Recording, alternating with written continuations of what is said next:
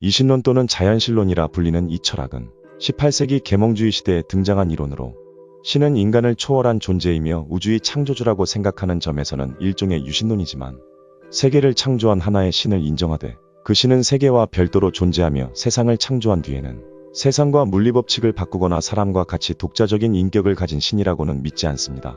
성경에서 말하는 것처럼 진노하고 용서하고 사랑하고 요구하며 처벌하는 신은 존재하지 않는다는 이론입니다. 즉 신이 예언을 들어주거나 기적을 일으키는 것 자체가 그동안 인간이 관찰해 온 자연의 법칙에 어긋나기 때문에 필요 없는 건 내지 없는 것으로 보는데요.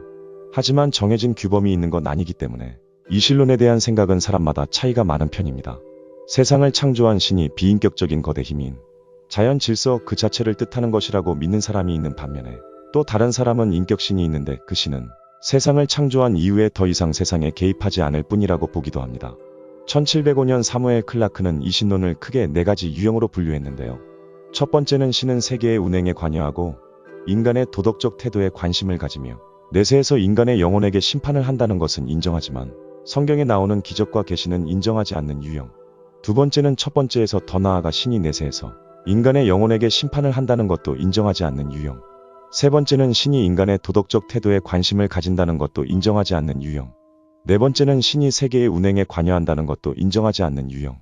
하지만 그 차이에도 불구하고 이렇게 다양한 종류의 이신론들에는 한 가지 공통점은 있는데 그것은 기적과 계시를 인정하지 않는다는 점입니다.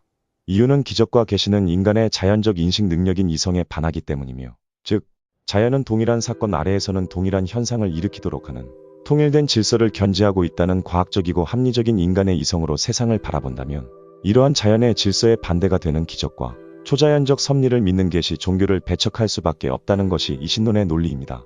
또한 이신론에서의 신은 인류를 간섭하지 않기 때문에 성경의 모든 이야기는 우주의 진리를 인간이 해석한 것이라고 믿으며 성경에 등장하는 지혜의 구절들이 등장하지만 이는 인간의 말일 뿐이고 결코 신의 계시가 아니라는 주장인데요. 또 이신론자들은 세상에 존재하는 모든 신은 동일한 유일신이고 다양한 종교에 붙여진 많은 이름들의 신이 있지만 그 어떤 종교의 신도 홀로 위대한 신은 없다고 강조합니다. 그러나 훗날 결국은 모든 이가 주장하는 신은 옳다라는 타협안을 내놓으며 모두가 자신의 신앙을 지킬 수 있게 되었는데 이신론자들은 유일신을 수식하는 단어로 어디에서 많이 들어본 섭리라는 이름을 택합니다. 그리고 이신론은 범신론에서 출발한 연장선에 있는 이론이며 자연이 곧 신이고 이신론자들은 신이 창조물들을 통해서 인간과 교류한다고 믿습니다. 심지어 범신론자들은 신은 창조물과 동등한 존재로 믿으며 교묘하게 하나님은 만물의 어머니 지구의 어머니와 같은 여성으로 표현. 범신론자들은 만물의 어머니를 인격화시켜서 대지의 여신 가이아로 지칭합니다. 과학기술을 숭배하는 이신론자들은 하나님을 포괄적 용어 우주의 건축가 가우트 등의 과학기술의 언어로 형용하는데요. 신이 우주를 디자인했지만 인간은 자신의 힘으로 하나님의 계획인 세상을 바꿀 수 있다고 믿습니다. 한마디로 인간은 지식을 얻고 진화를 통해 계몽할 수 있다는 것.